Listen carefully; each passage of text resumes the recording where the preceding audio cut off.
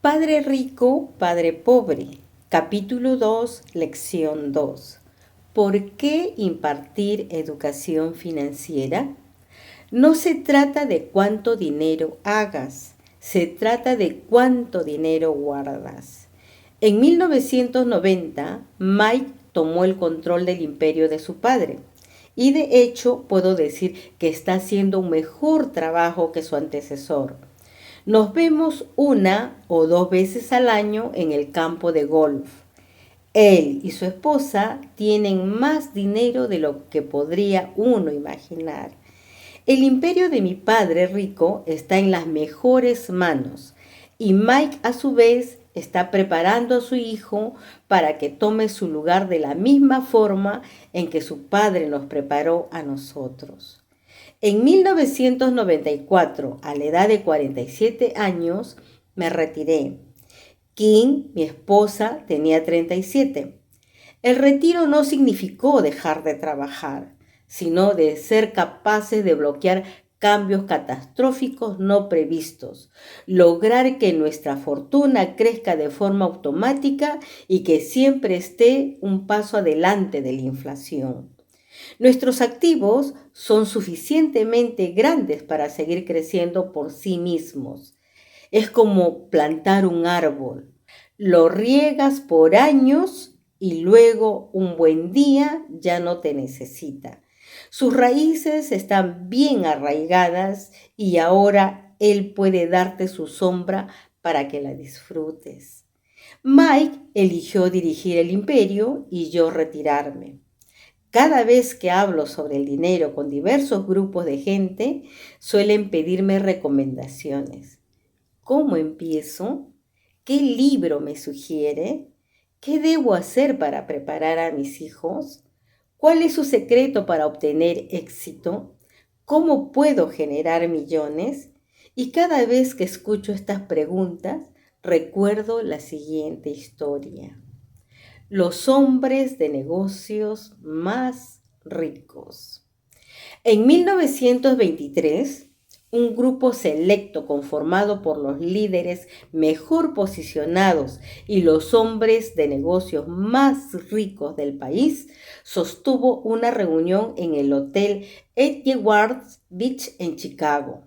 Entre ellos se encontraban Charles Schwab, director de la mayor compañía acerera independiente; Samuel Insull, presidente de la empresa de servicios públicos más grandes del mundo; Howard Hobson, director de la compañía de gas más importante; Ivar Kruger, presidente de International Match Q, una de las mayores empresas del mundo en aquel entonces; Leon Fraser, presidente del Banco de Acuerdos Internacionales; Arthur Cotton y Jesse Livermore, dos de los más grandes especuladores de acciones; y Albert Fall, miembro del gabinete del presidente Harding.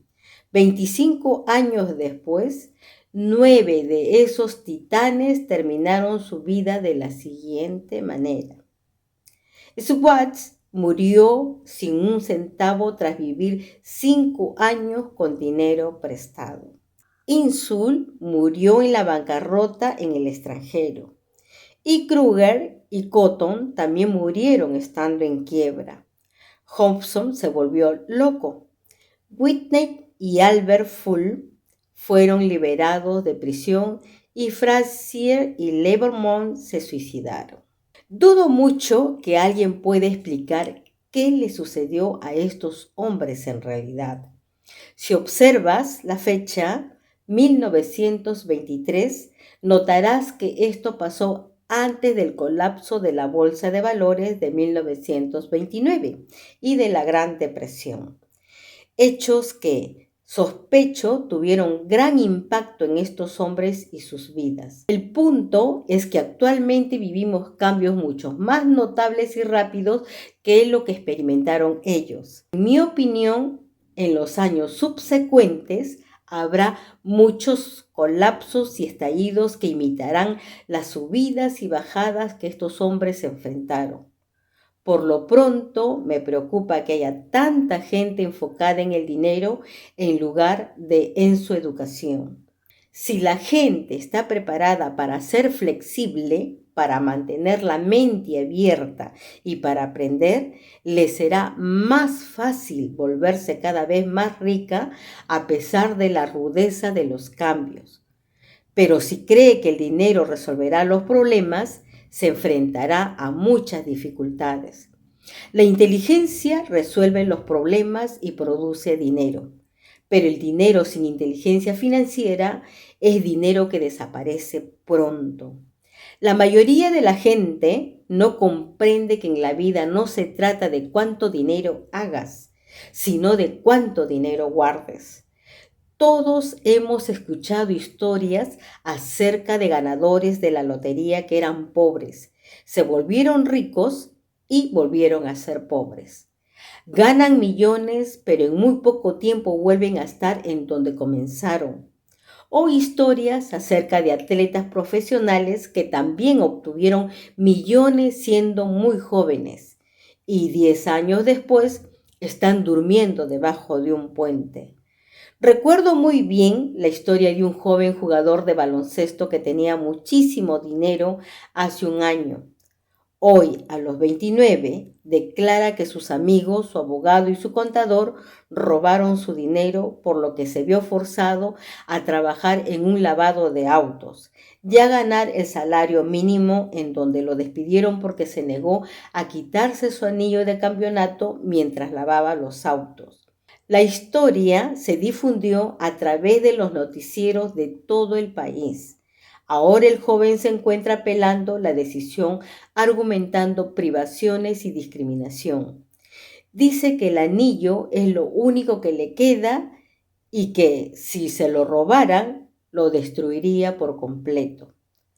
Conozco a mucha gente que se volvió millonaria de forma instantánea. Y aunque me alegra que las personas tengan cada vez más dinero, siempre les advierto que a la larga no se trata de cuánto dinero ganas, sino de cuánto dinero puedes conservar y durante cuántas generaciones. Es por eso por lo que cuando me preguntan, ¿cómo empiezo? Dime cómo volverme rico pronto. Muchos terminan decepcionados, pues les respondo lo que Padre Rico me dijo cuando era niño. Si quieres ser rico, tienes que recibir educación financiera. Esa era la noción que él me inculcaba cada vez que estábamos juntos.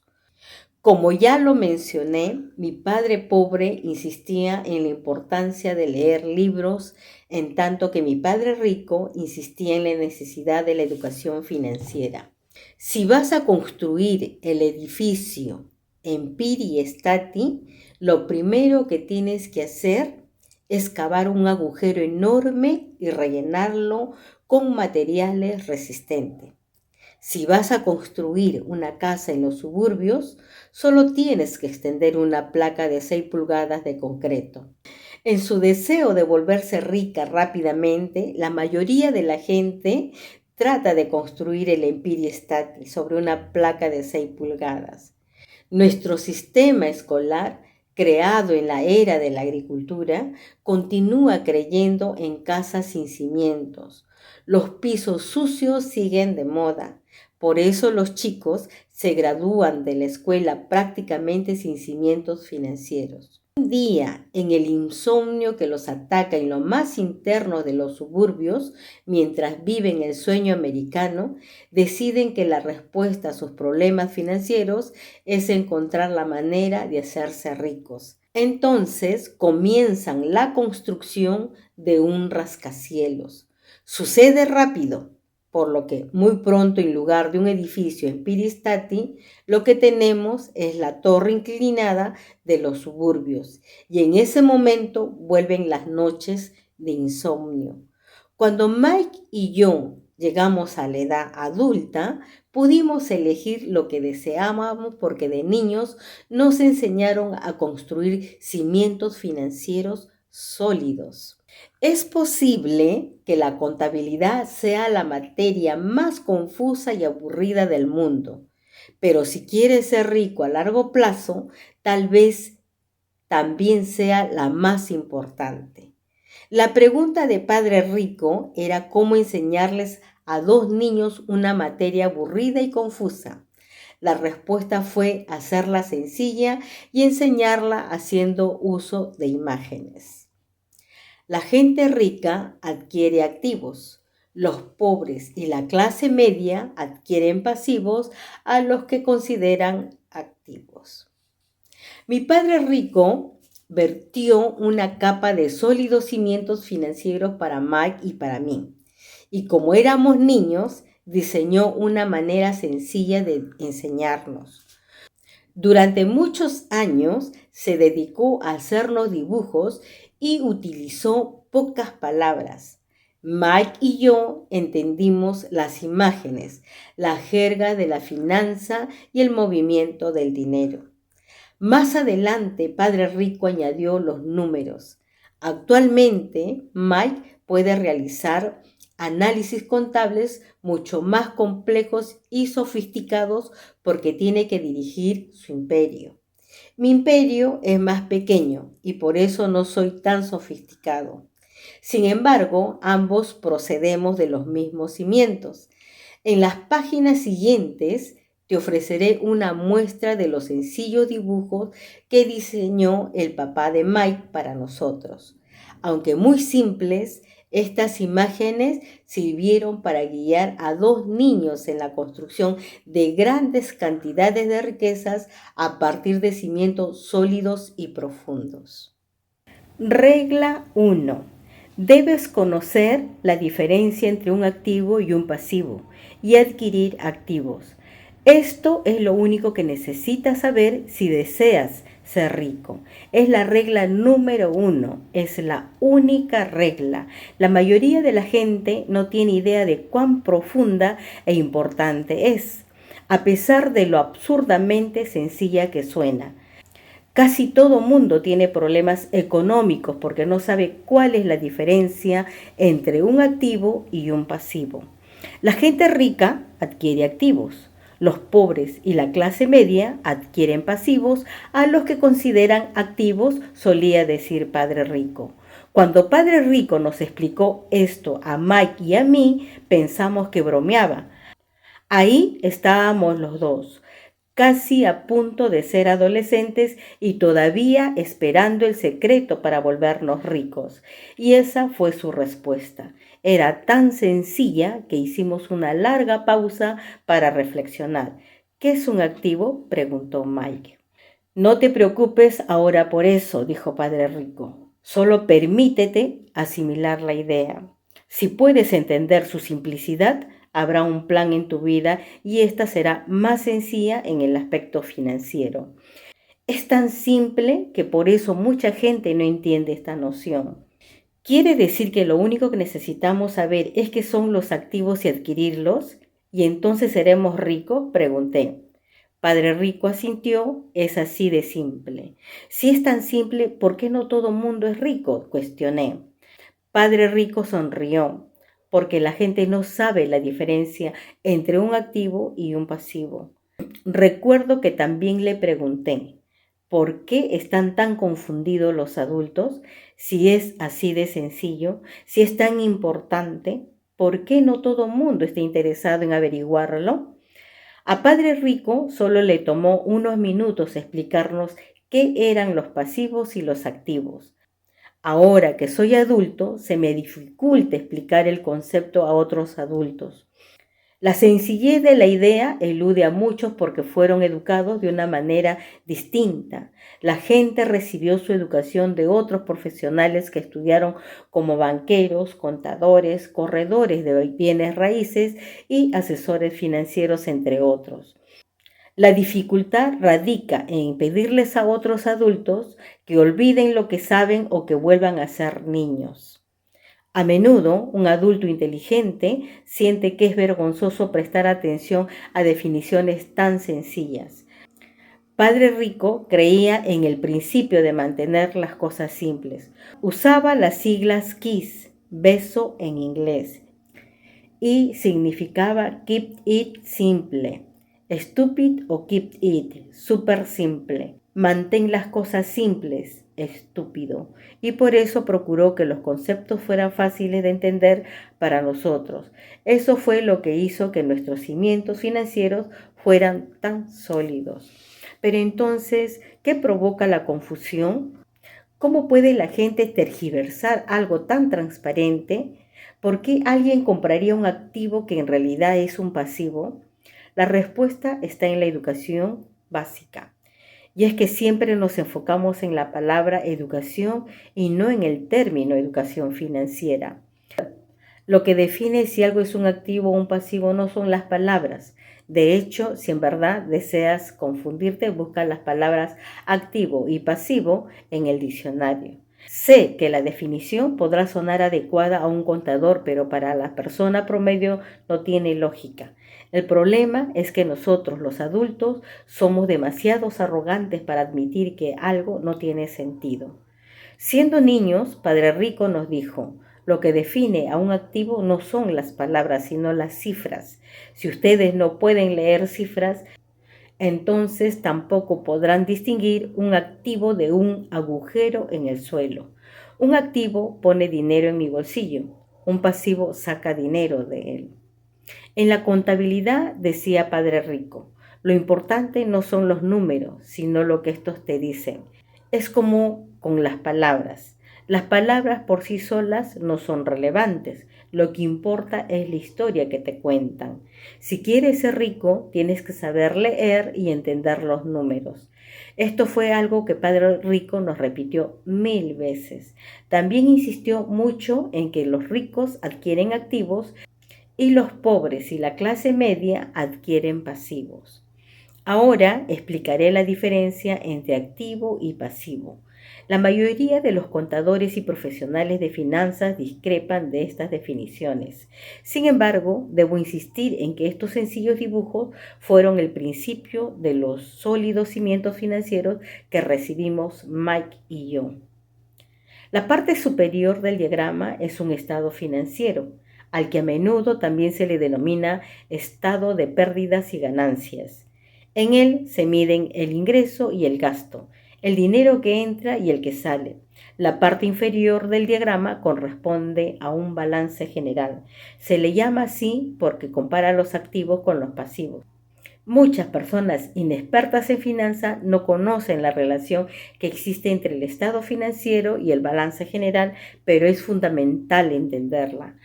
Tal como dije, cuando éramos niños, Padre Rico solo nos explicó que los activos ponen dinero en tu bolsillo, concreto, sencillo y práctico.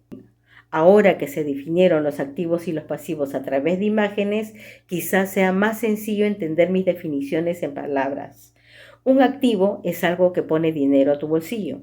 Un pasivo es algo que saca dinero de él. Básicamente, esto es todo lo que necesitas saber. Si quieres ser rico, necesitas pasarte la vida comprando activos. Si quieres ser pobre o pertenecer a la clase media, pásate la vida comprando pasivos. Los problemas económicos surgen debido a que la gente no cuenta con educación, ni en lo que se refiere al lenguaje ni a los números. Si una persona tiene problemas financieros, es porque hay algo que no entiende, ya sea en palabras o en números. Es por eso por lo que si deseas ser rico y conservar tu fortuna, es importante que recibas educación financiera en el aspecto del lenguaje y en el de los números. Las flechas en los diagramas representan la forma en que el efectivo se mueve. A esto se le llama flujo de efectivo. Los números por sí mismos no significan mucho. Son como las palabras fuera de contexto. Lo que cuenta es la historia. En lo que se refiere a reportes financieros, la lectura de las cifras equivale a identificar el argumento, es decir, la historia sobre hacia dónde fluye el dinero. En el 80% de las familias, la historia financiera describe trabajo arduo por venir. Por desgracia, este esfuerzo será infructuoso porque esas mismas familias pasarán su vida comprando pasivos en lugar de activos. Resulta obvio que todos estos diagramas están sumamente simplificados. Todo mundo tiene gastos diarios y necesita alimento, refugio y ropa. Los diagramas muestran el flujo de efectivo en la vida de la gente pobre, la de la clase media y la gente rica. El flujo de efectivo es lo que cuenta la historia acerca de cómo las personas manejan su dinero. Empecé hablando sobre los hombres más adinerados de los Estados Unidos porque quería ilustrar la gran falla que implica creer que el dinero puede resolver cualquier problema. No es verdad. Por eso me da mucha pena cada vez que la gente me pregunta cómo empezar o cómo puede volverse rica rápidamente. Con frecuencia escucho cosas como estoy endeudado, por eso tengo que ganar más dinero. Sin embargo, contar con más dinero no resolverá el problema. De hecho, puede incluso tornarlo más complejo. El dinero pone en evidencia nuestras trágicas fallas humanas y señala aquello que desconocemos de nosotros mismos. El flujo de efectivo cuenta la historia de cómo las personas manejan su dinero. Es por eso por lo que generalmente cuando una persona recibe de forma repentina una cascada de dinero, como por ejemplo en el caso de una herencia, aumento de sueldo o por ganarse la lotería, en muy poco tiempo regresa al desastre financiero en el que se encontraba antes. El dinero solo reafirma el modelo de flujo de efectivo que ha concebido tu mente. Si tu patrón consiste en gastar todo lo que ganas, lo más probable es que al tener más dinero incrementes la cantidad que gastas. Recuerda el dicho, dinero que volando vino, se va por igual camino. En muchas ocasiones he dicho que vamos a la escuela para adquirir habilidades académicas y profesionales. Ambas son importantes. El dinero lo aprendemos a hacer con las habilidades profesionales. En la década de los 60, cuando estaban en la preparatoria, si a alguien le iba bien en el aspecto académico, la gente asumía que era un gran estudiante y que se convertiría en médico porque esa era la profesión que prometía las mayores recompensas financieras. En la actualidad, los médicos se enfrentan problemas económicos que yo no le desearía ni a mis peores enemigos. Las compañías de seguros se están apoderando de sus negocios. La industria de la salud está manipulada. El gobierno interviene y además abundan las demandas por negligencia. Hoy en día, los niños quieren convertirse en atletas famosos, en estrellas de cines o de rock, en reinas de belleza o directores de grandes empresas, porque esas son las profesiones que proveen fama, dinero y prestigio. Es por esto, por lo que cuesta tanto trabajo mantener motivados a los chicos en las escuelas. Ellos saben que el éxito profesional ya no está vinculado exclusivamente al académico como alguna vez lo estuvo. Debido a que los estudiantes abandonan la escuela sin habilidades financieras, millones de personas con preparación académica logran ejercer su profesión con éxito, pero más adelante siempre enfrentan problemas económicos. Trabajan con más ahínco, pero siguen estancadas. Y es que lo que hace falta en su educación no es el conocimiento sobre cómo hacer dinero, sino sobre cómo manejarlo. A esto se le llama aptitud financiera. Es lo que haces con el dinero en cuanto lo recibes. Cómo evitas que otros te lo quiten. Saber conservarlo por más tiempo y cómo hacer que trabaje intensamente para ti. La mayoría de la gente no entiende por qué tiene problemas económicos, porque tampoco entiende la mecánica del flujo de efectivo. Es decir, hay quienes tienen una sólida preparación académica y son exitosos en el ámbito profesional, pero como carecen de educación financiera, tienen que esforzarse mucho más de lo que deberían porque eso es lo único que aprendieron a hacer y desconocen cómo lograr que el dinero trabaje duro para ellos. La búsqueda del sueño financiero se transforma en una pesadilla. La típica historia de la gente que trabaja con ahínco es un patrón en sí misma. Las jóvenes parejas de felices recién casados con preparación académica se mudan a sus departamentitos rentados. Ya allí descubren que están ahorrando porque son dos personas viviendo en el mismo lugar por una sola renta. El problema es que el departamento es pequeño y la pareja no tiene suficiente espacio. Así deciden capitalizar el ahorro y se fijan como meta comprar su casa soñada, el nido para tener hijos. Ahora cuentan con 2 sueldos y comienzan a enfocarse en sus carreras. Sus ingresos se van incrementando y a medida que sucede, los gastos también aumentan. Los impuestos representan el mayor gasto para casi toda la gente. Muchos creen que el impuesto que más los deja es el impuesto por ingresos. Sin embargo, entre los estadounidenses es el de seguridad social. Como empleado, todo parece indicar que la tasa del impuesto de seguridad social combinada con el de Medicare es de apenas 7.5%, pero en realidad es el 15% porque el empleador tiene que darle a seguridad social una cantidad igual a la que pagan los empleados. Básicamente se trata de dinero que tu empleador no te puede entregar a ti. Para colmo, tú tienes que pagar impuestos por ingresos sobre la cantidad que se deduce de tu sueldo por el impuesto de seguridad social. Este es un ingreso que nunca recibiste porque el empleador lo retuvo y lo entregó directamente a esta institución. Volviendo a la joven pareja, ahora veremos que, como sus ingresos incrementan, deciden comprar la casa que han soñado. Cuando están en ella, tienen que pagar un nuevo impuesto, el impuesto sobre la propiedad. Luego, la pareja compra un auto nuevo, muebles y enseres que vayan de acuerdo con su nueva casa. De repente, la pareja despierta y descubre que su columna de pasivos está repleta de deudas por hipoteca y tarjetas de créditos. Los pasivos se incrementaron.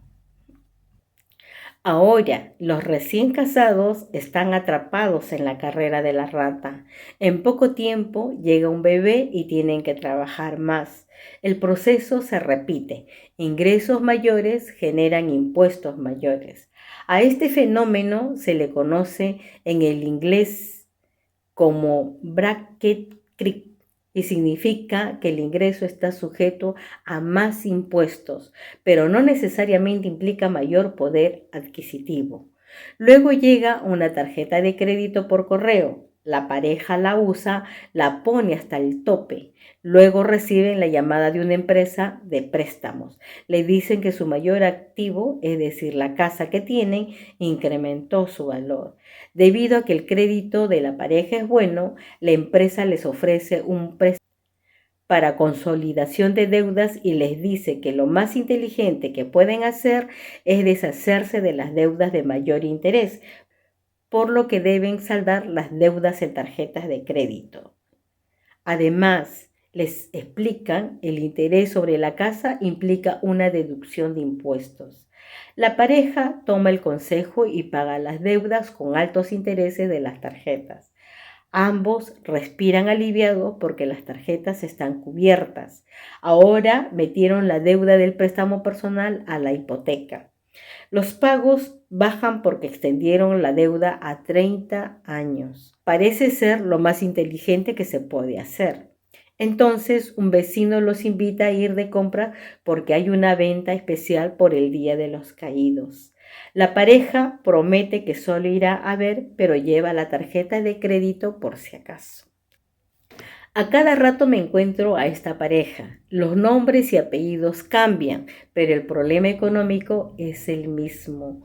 Vienen a mis conferencias para escuchar mis consejos. Luego me preguntan, ¿nos puede decir cómo hacer más dinero?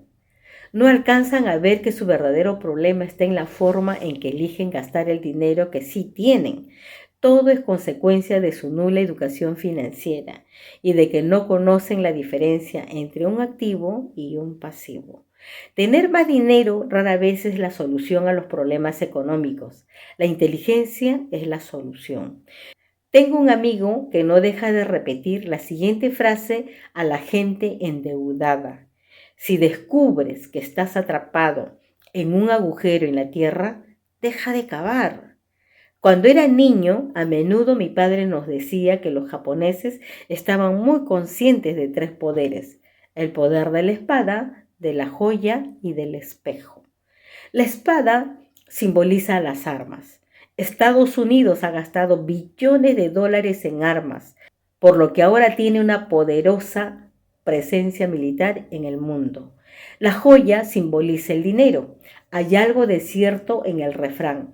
Recuerda que la regla de oro es que quien tiene el oro es el que hace las reglas. El espejo simboliza el conocimiento de uno mismo. Según las leyendas japonesas, el conocimiento personal es el poder más importante de los tres. Muy a menudo, la gente pobre y de la clase media permite que el poder del dinero la controle. El solo hecho de levantarse para ir a trabajar cada vez con más ganas para conseguirlo es lo que impide que la gente se pregunte si lo que está haciendo es lógico. Esto, a su vez, la limita desde antes de salir de casa. La mayoría se encuentra a merced del dinero porque no entiende su funcionamiento. Si usaran el poder del espejo, ya se habrían preguntado, ¿esto tiene sentido? Una persona puede tener preparación académica sólida y éxito profesional, y aún así carecer de educación financiera. Con frecuencia, en lugar de confiar en su sabiduría personal, en ese genio e inteligencia que radica en cada uno de nosotros, la gente solo imita a la multitud. Todos hacen las cosas porque ven en otros hacerlas, se conforman en lugar de cuestionarse. A veces repiten sin pensar lo que les han dicho siempre. Diversifícate, tu casa es un activo, tu casa es tu mayor inversión. Si te endeudas más, puedes conseguir un beneficio fiscal. Consigue un empleo seguro. No cometas errores. No corras riesgos. Se dice por ahí que la mayoría de la gente le tiene más miedo a hablar en público que a la misma muerte. Y según los psiquiatras, el miedo a hablar en público es provocado por el temor a la exclusión social, a sobresalir a la crítica, a hacer el ridículo, a no pertenecer. El miedo a ser distinto es lo que inhibe a la gente y le impide buscar nuevas formas para resolver sus problemas.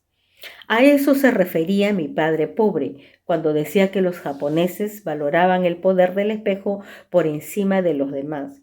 Solo cuando nos miramos en él encontramos la verdad. El miedo es lo que hace que la gente diga, no te arriesgues. Es algo que sucede en todos los ámbitos deportivo, personal, profesional o financiero. Ese mismo miedo, el miedo al ostracismo, hace que la gente se conforme y ni siquiera cuestione las opiniones más aceptadas o las tendencias populares. Tu casa es un activo. Consigue un préstamo para consolidación de deuda y paga lo que debes. Trabaja más duro. Consigue un ascenso. Algún día seré vicepresidente. Ahorra dinero. En cuanto obtenga un aumento, compraré una casa nueva para la familia. Los fondos mutualistas son seguros. Y por desgracia, muchos problemas financieros surgen porque la gente siempre quiere estar al mismo nivel que los vecinos. A veces, lo único que necesitamos hacer es mirarnos al espejo y escuchar a nuestra sabiduría interior en lugar de a nuestros temores. Mike y yo empezamos a tener problemas en la escuela para cuando cumplimos 16 años. No éramos malos chicos, pero nos estábamos alejando de la demás gente. Trabajábamos para el papá de Mike todos los días al terminar las clases y los fines de semana. A veces, después del trabajo, pasábamos horas con Padre Rico sentados a la mesa mientras él se reunía con sus banqueros, abogados, contadores, corredores, inversionistas, gerentes y empleados. Teníamos frente a nosotros a un hombre que abandonó la escuela a los 13 años, pero ahora dirigía, daba instrucciones y órdenes y les hacía preguntas a personas con mucha mayor preparación escolar que él. Estas personas atendían todas sus peticiones y se preocupaban si él no aprobaba sus acciones.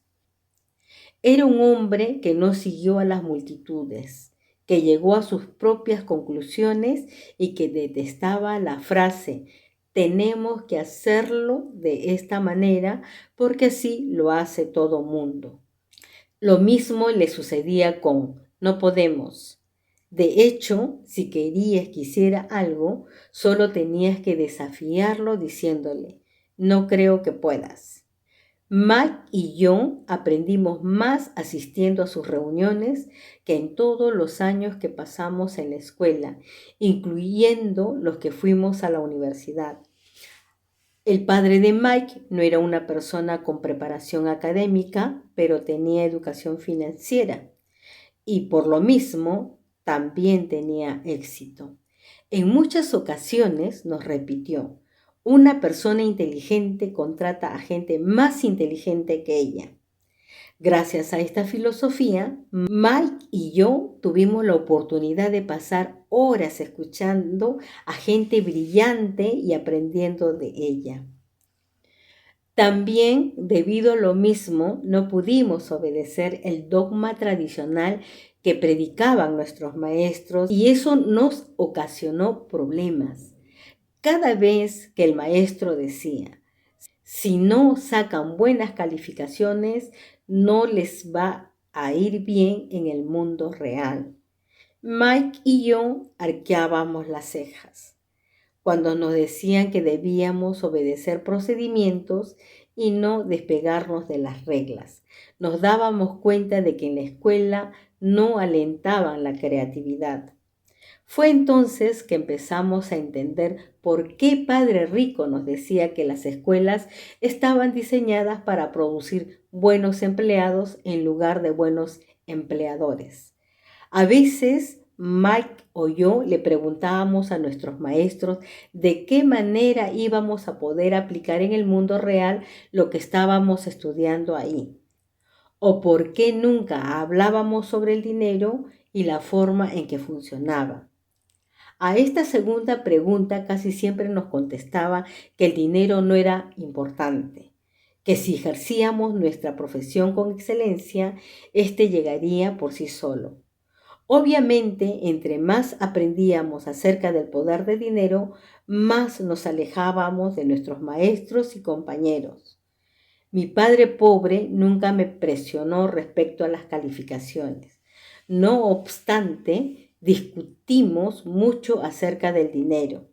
Creo que para cuando cumplí 16, tenía bases más sólidas en lo que se refería al dinero que él o mi madre.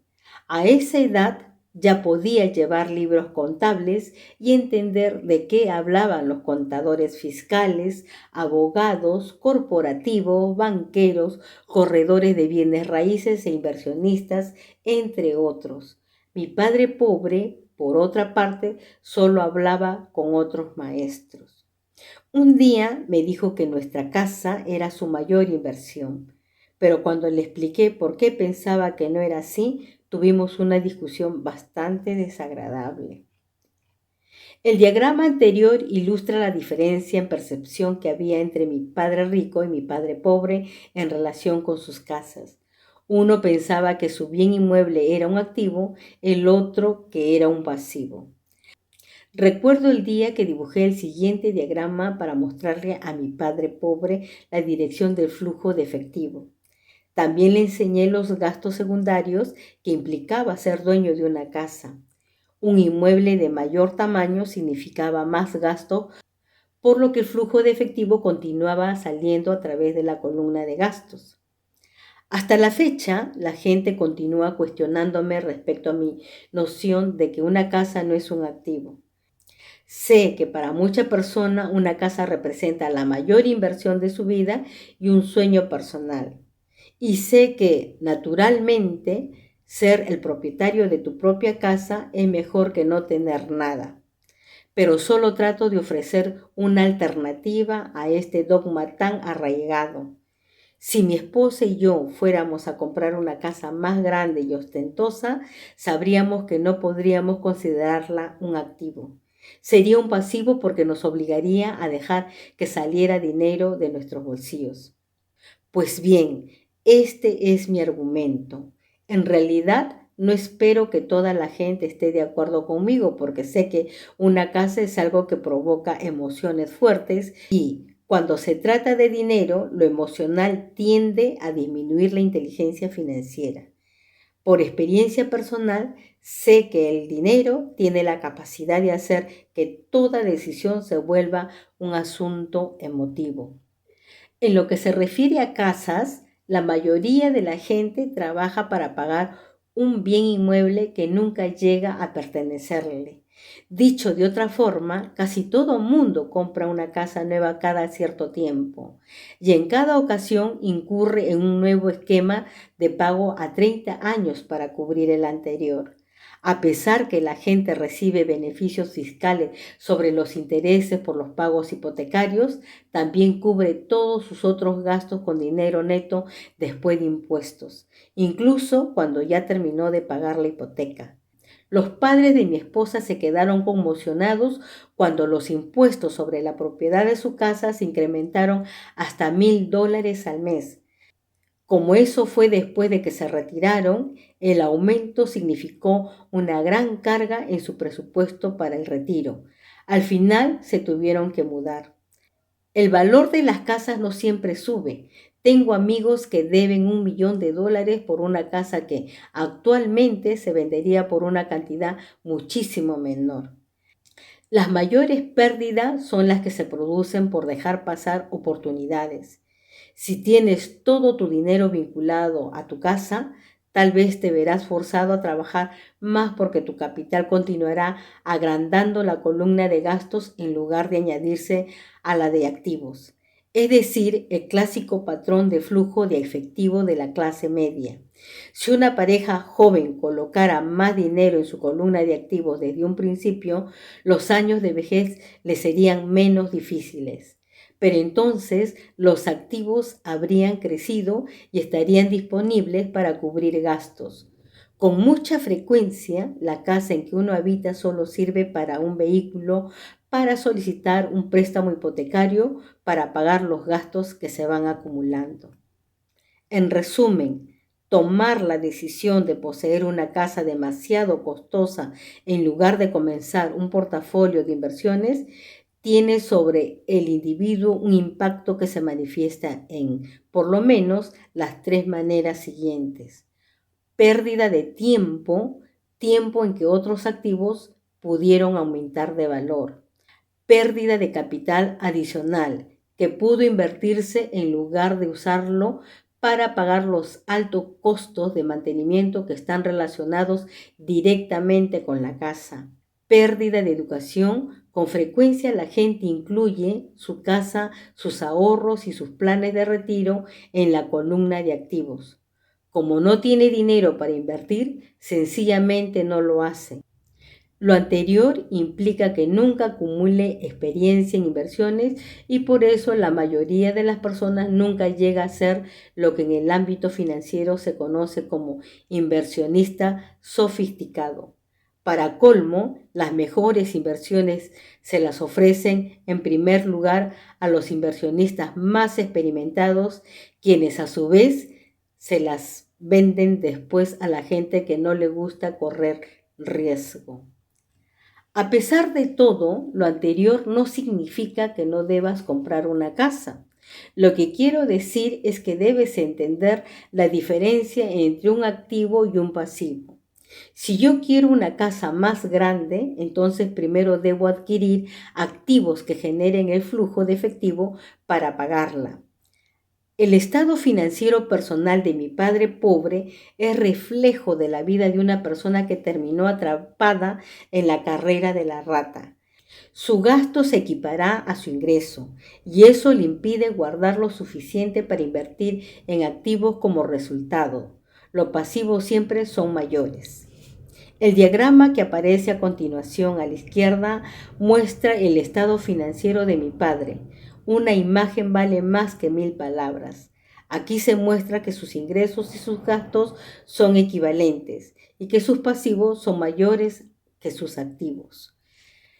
El estado financiero personal de mi padre rico está a la derecha y refleja los resultados de una vida dedicada a invertir y minimizar los pasivos. ¿Por qué los ricos se vuelven más ricos? Al analizar el estado financiero de mi padre rico, podemos ver por qué los ricos se vuelven más ricos. La columna de activos genera ingresos más que suficientes para cubrir los gastos y el balance se reinvierte en la misma columna. Esta sigue creciendo y por lo tanto los ingresos que produce también se multiplican. Como resultado, los ricos se vuelven más ricos. ¿Por qué la clase media tiene dificultades? La clase media se encuentra en un estado permanente de contrariedades. Los ingresos principales de la gente que pertenece a este sector provienen de su salario. A medida que los sueldos aumentan, también lo hacen los impuestos. Los gastos tienden a incrementar en proporción al salario. De ahí proviene el concepto de la carrera de la rata. La clase media considera que su casa es su activo primario y por eso no invierte en activos que produzcan ingresos. Este modelo en que a la casa se le considera una inversión y la filosofía de que un aumento de sueldo implica que es posible comprar un bien inmueble mayor o gastar más, es la base que sustenta a nuestra endeudada sociedad actual. El incremento en el gasto conduce a las familias a incurrir en deudas más grandes y les produce mayor incertidumbre financiera a pesar de que al mismo tiempo están creciendo en sus empleos y reciben aumento de manera regular. Es un estilo de vida de alto riesgo, producto de la educación financiera deficiente. La pérdida masiva de empleos en tiempos recientes es prueba de lo vulnerable que en la realidad es la clase media en el aspecto económico. Los planes 401(k) están reemplazando los planes de pensión de las empresas y obviamente Seguridad Social se encuentra en problemas y no se puede confiar en ella como una fuente de ingresos segura para el retiro. El pánico se extiende entre la clase media. Los fondos mutualistas son muy populares hoy en día porque se supone que representan seguridad y porque sus compradores regulares están demasiado ocupados trabajando para pagar sus impuestos e hipotecas, ahorrar para los estudios universitarios de sus hijos y para pagar las tarjetas de créditos. Los usuarios de este tipo de fondos no tienen tiempo para estudiar temas de inversión y por eso tienen que confiar en la experiencia del administrador de un fondo mutualista. Además, debido a que el fondo incluye varios tipos de inversión, los usuarios creen que su dinero estará más seguro porque se encontrará diversificado. Los usuarios, un sector de la clase media que cuenta con preparación académica, se apegan al dogma que pregonan los corredores de fondos y los asesores financieros. Juega a la segura, no corras riesgos.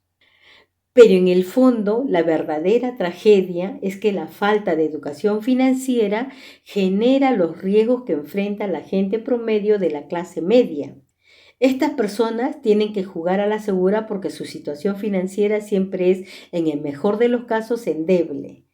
Sus balances generales carecen precisamente de balance. Se encuentran cargados de pasivos y no cuentan con activos legítimos que puedan producirles ingresos. Por lo general, la única fuente de ingreso de la clase media es su cheque de nómina y por eso su estilo de vida depende por completo de su empleador. Para colmo, cuando se les presenta verdaderas oportunidades únicas en la vida, no pueden aprovecharlas. Trabajan demasiado, pagan demasiados impuestos y sus deudas nunca acaban.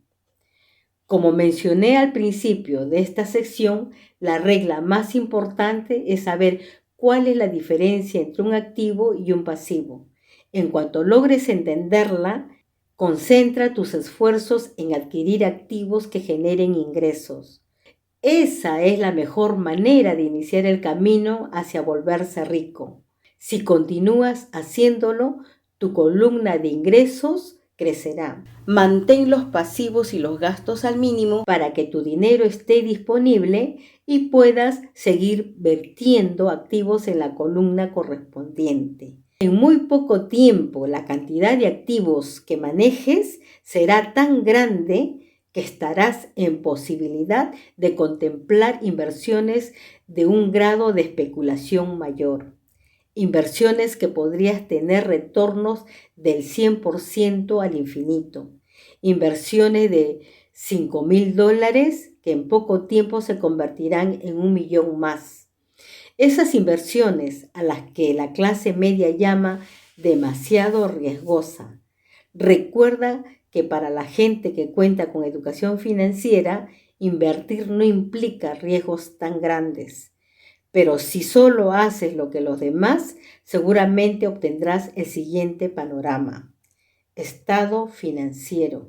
Ingreso, trabajo realizado para una empresa, salario. Gasto, trabajo realizado para el gobierno, impuestos. Activo, pasivos, trabajo realizado para el banco, hipoteca. Y si eres empleado y también tienes una casa, el esfuerzo que inviertes en trabajar se ve de la siguiente manera. Trabajo para la empresa. Los empleados hacen que quien se enriquezca sea el dueño del negocio o los socios, pero nunca ellos mismos.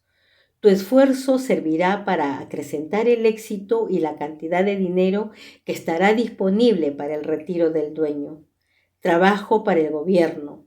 El gobierno toma tu tajada de tu cheque de nómina incluso antes de que le pongas las manos encima. Al trabajar con más ahínco, solo incrementas la cantidad de impuesto que el gobierno toma. En general, el trabajo que realiza la mayoría de la gente de enero a mayo es para cubrir lo que tiene que pagarle al gobierno. Trabajo para el banco. El siguiente mayor gasto después de pagar impuestos es usualmente el que corresponde al pago de hipoteca y deuda en tarjetas de crédito. El problema de trabajar cada vez más es que cada uno de estos 3 niveles implican que cedas una porción más grande de tu esfuerzo. Tienes que aprender a hacer que el aumento en tu trabajo te beneficie a ti y a tu familia de manera directa. ¿Cómo deberás fijar tus metas cuando al fin decidas concentrarte en tu propio negocio? Es decir, enfocar tus esfuerzos para conseguir activos en lugar de un cheque más grande. La mayoría de la gente tiene que conservar su empleo y continuar dependiendo de su sueldo para poder enfrentar la adquisición de activos.